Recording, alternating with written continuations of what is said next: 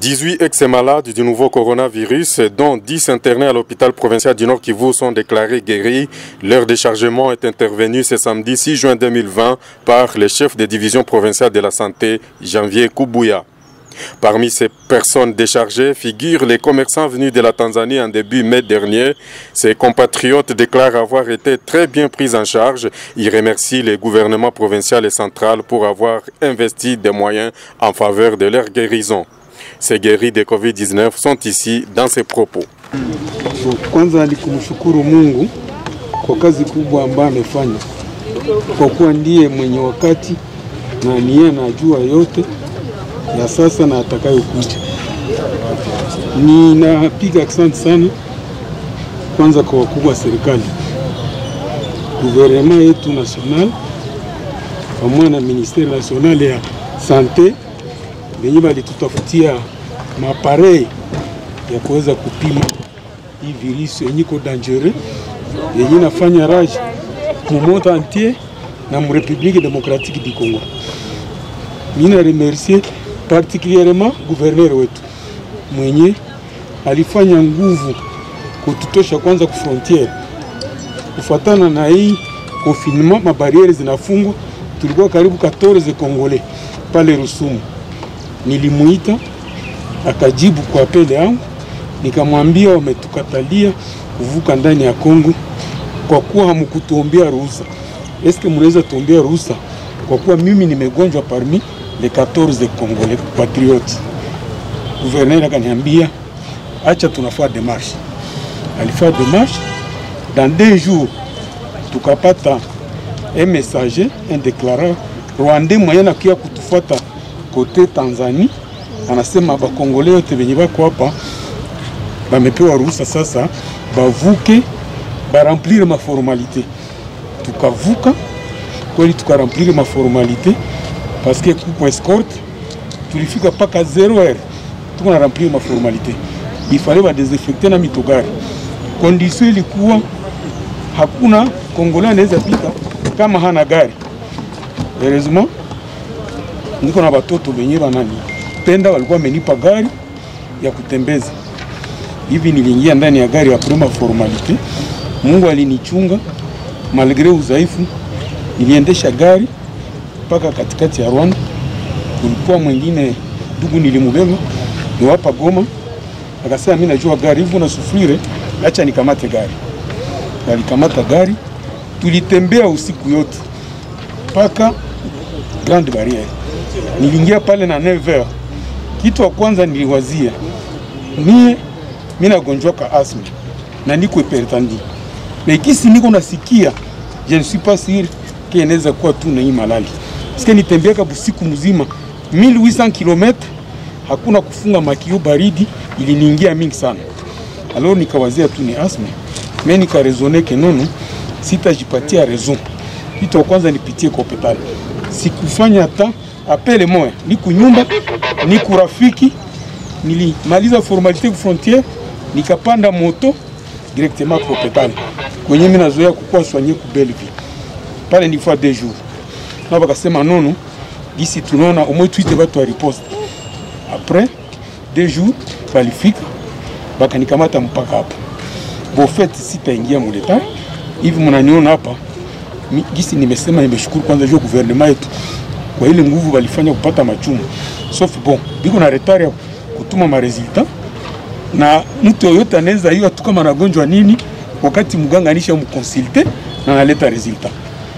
Basi mimi naendelea kushukuru vile gouvernement provincial. Ministre en fait le ministère yetu ya province ya santé, chef de division wa santé na inspection provinciale ya santé, namna walinipokea. Nilikuwa sijue ministre, ile siku nilimwona chef de division wote walikuya na ba médecin walikuwa mingi hapa, bakanipokea bakanipa pavillon. En tout cas nikaenda nikaikala na bakaanja kufanya mademarshe namna kuweza kuniprelever. Bon, kenye nitasema sitasema leo, nilipata diagnostic kusema mimi nagonjwa kitu fulani juu hakuna document nilishaona mpaka sasa. Apart ndio document mimi naona. Donc wakuniuliza nilikuwa nagonjwa nini, banganga wako pale anabauliza.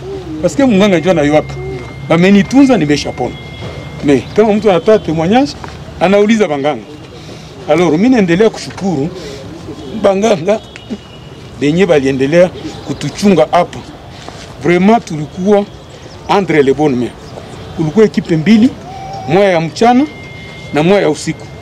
Walikuwa wanatuzunguluka, wanatupatia dawa. Tulipata dawa kama kawaida. Nilipata habari watu wasema, "Oh, eske baliwa prendre en charge?" Mtu anisha kupatia kitanda. Muko mai, muko toilette. Anakupatia dawa ya bure.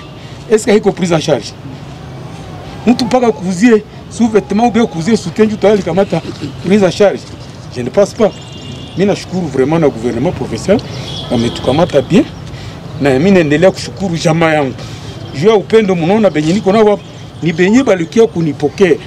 Kusema mtu anafikia hospitali, twende tumone. Na njoo naona upendo ya nguvu sana. Hapana saba mitume ya Yesu benye walimkimbiaka na mahali sema tazizima naye alafia de compte akakimbia. Mimi balikia kuniona. Nabo njoo hapa tunatoka pamoja nabo. Mimi nabashukuru sana mafamilia. Niko na mama yangu, niko na mtoto yangu. Coronavirus inaua na iko tu respecte ma mesure yenye banasema tufuate. Kuvala kaske, unawa mkono, kuachana distance ya 1 metre na kutotembea usiku. Kwa mesure letina kamata. Kama letina kamata mesure jua kutuproteger si. Pourquoi tutakuwa contre? Normalement tunapusha kuti njoo leta yetu. Na tena message yenye iko fort. Nilipata message humu ma SMS keo bwana Kaviti njoo analeta corona Mugoma, ifo tuende choma kwake. Mwambie bandugu hakuna mwenye anainvita Kamalali aseme kuya kwangu mimi nakutafuta. Mbona habaya tafuta watu wa sida? Si bako. Kuko watu ya kolera. Bako. Ebola iko. Malali mbalimbali. Tuiwe kama tutaishi na hii malali. Tutaishi nayo. Na kila mtu ajiprotege parce que haichague mtu. Iko malali inakuwa ndani ya hewa. Kesho na heureusement tumeshakuwa na mapare hapa. Na mtu mwenye iko volontaire inaweza kuwa mzuri mtu akuwa napita. Lakini ya kwanza sema fulani alinitaya, asema na mimi nilikuwa naye. Mimi ule tutamalizana. Tuache hili. Ile tunaacha vraiment. Donc ni kutafuta kubambia malali iko. Na hakuna mwenye anatamani aipate. Juu sikuiita, sikuiinvite. Hakuna invitation ya malali. Alors mimi naendelea kushukuru wanganga na ile amuru yenu muendelee vile na Mungu awabariki. Asante. Mina shukuru Mwenyezi Mungu kwa jinsi anaendelea kunilinda mpaka kwa isa. C'est vrai nilingia hapa depuis le 17 Mei na mpali nilipokea vizuri, wanganga wamenipatia madawa na mpaka hivi niko wa bonne santé. Nilikuja hapa niliingia hospitali na mtoto. Chibo wote tuko wa bonne santé kufatana na jinsi wanganga walitutunza. Mina remercier sana ministre de santé na gouverneur na wanganga wote wenyewe waliendelea kutuprendre en charge. Mungu aendelee kuwabariki. C'est vrai ni mie nilipokeaka papa kisa ametoka kusema hapa, mimi ndio nilimpokeaka wa kwanza. Basi na Mungu anaendelea kutupatia nguvu na afya kutulinda shibote. Ije mimi naweza sema juu ya batu, c'est vrai kwangu nilikuwa touché. Hawezi hata kuongea na batoto ya kwangu, batoto wa kwangu bakasema banafika halo mtoke corona. Mutoke corona. Hawezi hata kukusalimia. Akasema nasema bonjour wana dejenjia. Bila vilikuwa sasa vinanikusa. Sasa mimi nasema hivi. Basi Mungu aendelee kuwabariki. Abariki kila mtu yote, jamaa yote ilikuwa inafika hapa kutusaidia, kutuombea. Mungu aendelee kuwabariki usiku na mchana. Kwa jua bakutuachilia. Wengi walikuwa wanasikia kule huko magonjwa fulani corona. Siwezi kufika. Sitakanyanga. Wala kafika tu anatia mguu hapa. Anaweza acha na masani anakimbia. Ilifanya kumwambia kuya kwa tola sahani. Sasa mimi nashukuru sana. Gisi basha leta desia mabiomba vya kufanya examen haviko tena vya kukawia. Mimi naambia tu population iendelee tu kuprendre ma mesure ya hygiene, kuvala makasi, kuvala makaske na makashine na kukona nao mkono barespekte kabisa, hata kama hii virusi itapita, tuendelee tu na hii mamezile tusiachilie, kwa juu tusaidia kuasha yetu. Basi mimi sitasema mingi, mimi nashukuru sana kwa nganga, gouverneur, ministre de santé. Mungu awabariki, awalinde usiku kama mchana.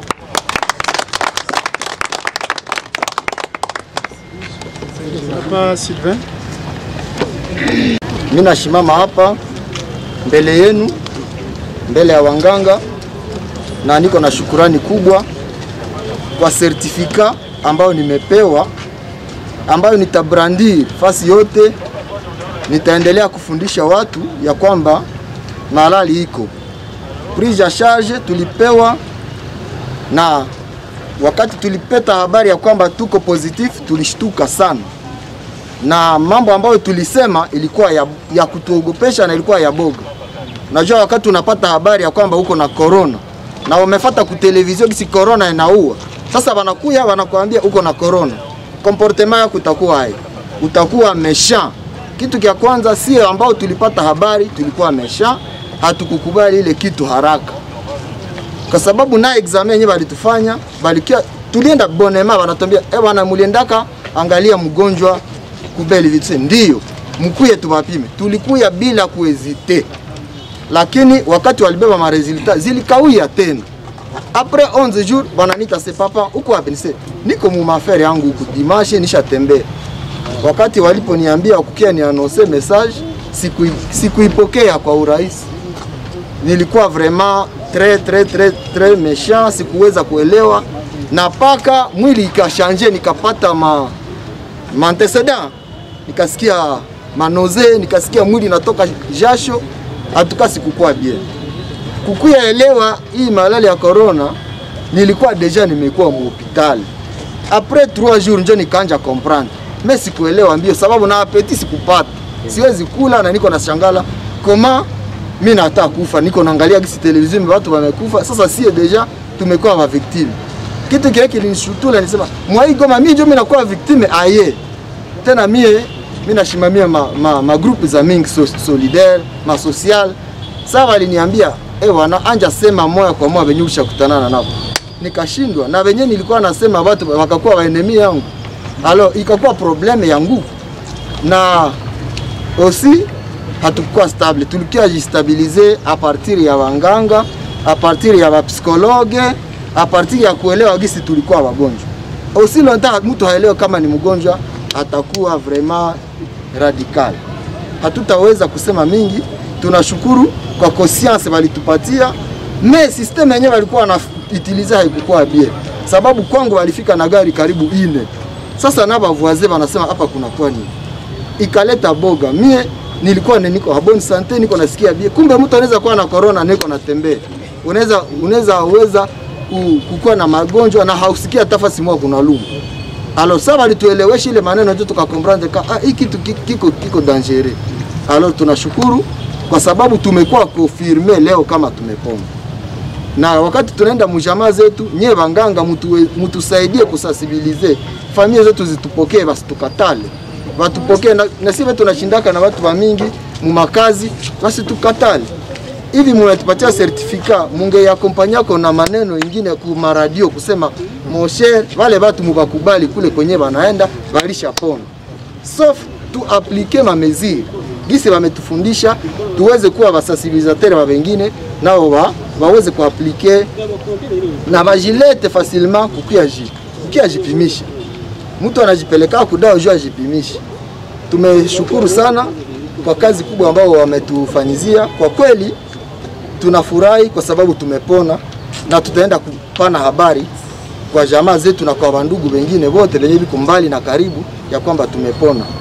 Na tunashukuru kwa mapokezi, tulipokelewa na wanganga wa hospitali hii ya hospitali general, tulipokelewa vizuri, na tunaendelea kushukuru Mungu sababu wametulibere na wanatupatia masertifika ya guérison. Maana yake hakuna mwata tuogopa tena. Asante. Les chefs de la division provinciale de la santé appellent la communauté à ne pas stigmatiser leurs frères et sœurs guéris car ils ne peuvent plus contaminer. Janvier Koubouya précise qu'en plus des 10 déchargés à l'hôpital provincial, un l'a été à Béni et les restes étaient suivis en famille. Occasion pour lui d'en appeler au respect des mesures barrières. Ok, asante mimi ni Janvier Koubouya, niko chef de division provinciale ya santé ya Nord. Leo watu wametoka wangapi? Leo hii tunatosha wagonjwa 18 benye balikuwa na gonjwa COVID-19. Tulikuwa na 10 hapa ku hospitali yetu ya province hapa Goma. Kuko mmoja mwenye alitoka Beni na kuko bengine benye tulikuwa nafata kunyumba. Au total aujourd'hui ya leo biko 18 benye banatoka. Mgonjwa alishapona, utamuogopa tena juu ya nini? Hakuna hata sababu moja yenye inaweza acha unaogopa mtu mwenye alishapona. Juu anakuwa sa weye. D'ailleurs yeye iko tena bien juu ya alishapona. Wewe mwenye ukwenda hata kujipimisha, hakuna mtu mwenye anajua eta yako. Wewe tena on ne sait jamais, peut-être wewe ndio muoneza muambukizi. Mais hauna hata raison moya ya kumkatala, ya kumustigmatiser parce que alishapona na kushinda tena wewe mwenye ujue eta yako. Nous sommes en pleine joie maintenant pour avoir déchargé au cours de la journée d'aujourd'hui 18 malades qui souffraient de la COVID-19 au niveau de la province du Nord Kivu. Nous venons de décharger 10 au niveau de l'hôpital provincial de référence à Goma. Nous avions également déchargé au niveau de Béni un malade. Et il y a 6 autres que nous étions en train de suivre à domicile que nous venons de décharger. Ils étaient très bien suivis, notamment parce qu'ils étaient en possession de tous les médicaments prescrits dans notre protocole. Et il y a des équipes qui passaient régulièrement pour se rassurer non seulement de la prise en charge des médicaments, mais aussi et surtout de la prise de tout ce qui est paramètres vitaux qui nous aident tant soit peu à pouvoir ajuster les traitements. Il faut dire justement toute la prise en charge, même si nous disons qu'elle est gratuite, ça signifie que ce n'est pas le malade qui débourse de l'argent de sa poche, mais ils l'ont dit, ils ont été reçus dans une structure hospitalière, ils ont bénéficié de médicaments et toutes les actions de santé, ce sont des actions payantes. Et nous avons l'avantage au niveau du Nord Kivu, c'est que le gouvernement provincial s'est mobilisé et il a mis à notre disposition des ressources nécessaires pour que nous soyons en mesure de prendre en charge tous les cas du processus de leur identification à la guérison. Parce qu'il n'y a pas que cette étape de prise en charge médicale au niveau de la structure de santé. Nous avons commencé au départ par les investigations, toutes les analyses de laboratoire qui ont été réalisées, les suivis de tous les cas. Ce sont des frais qui ont été mobilisés et ce sont des ressources locales, évidemment, qui nous ont permis justement à réaliser toutes ces activités. Ils viennent d'être déclarés guéris aujourd'hui. Hier, ils étaient malades. Aujourd'hui, ils sont guéris. Et quelqu'un qui n'est plus malade, il est déjà guéri. Il n'y a plus de raison de les stigmatiser, d'avoir peur de lui parce qu'il ne peut plus contaminer. Il est déjà guéri, il est en bonne santé et il ne peut plus contaminer. Si j'ajoutais les autres guéris que nous avions dénombrés, nous avons déjà un total de 25 guéris au niveau de la province du Nord Kivu. En pleine joie maintenant, pour avoir déchargé au cours de la journée d'aujourd'hui 18 malades qui souffraient de la COVID-19 au niveau de la province du Nord Kivu. Ils viennent d'être déclarés guéris aujourd'hui. Hier, ils étaient malades. Aujourd'hui, ils sont guéris. Et quelqu'un qui n'est plus malade, il est déjà guéri. Il n'y a plus de raison de les stigmatiser, d'avoir peur de lui parce qu'il ne peut plus contaminer. De sa part, Dr Richard Mouteke confirme que le labo de l'INRB est effectivement opérationnel à Goma. Il reçoit des échantillons venus du Maniema, du Nord et du Sud Kivu. Je suis Dr Richard Mouteke Kouné, Je suis médecin du gouvernement congolais. Je suis expert pays prise en charge Covid-19 des équipes d'intervention rapide.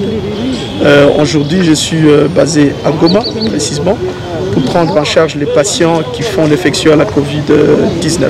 Affirmatif, l'INRB a monté un laboratoire provincial au niveau de Goma qui pourra examiner les échantillons provenant des provinces différentes, c'est-à-dire le Sud Kivu, le Nord Kivu et le Maniema. Et donc présentement à Goma.